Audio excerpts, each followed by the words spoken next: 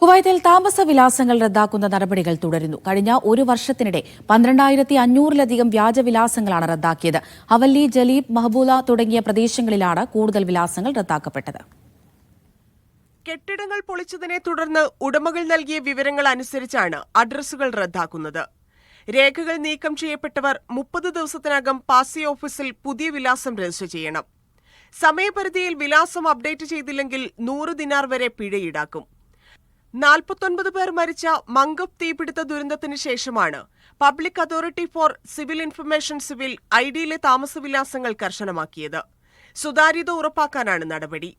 ദേശീയ സുരക്ഷയും പൊതുസുരക്ഷയും ഉറപ്പാക്കാൻ വിലാസ വിവരങ്ങൾ കൃത്യമായിരിക്കണമെന്നും മംഗഫ് പോലുള്ള ദുരന്തങ്ങൾ ആവർത്തിക്കാതിരിക്കാൻ പരിശോധനകൾ തുടരുമെന്നും അധികൃതർ അറിയിച്ചു. Media 1, Kuwait city.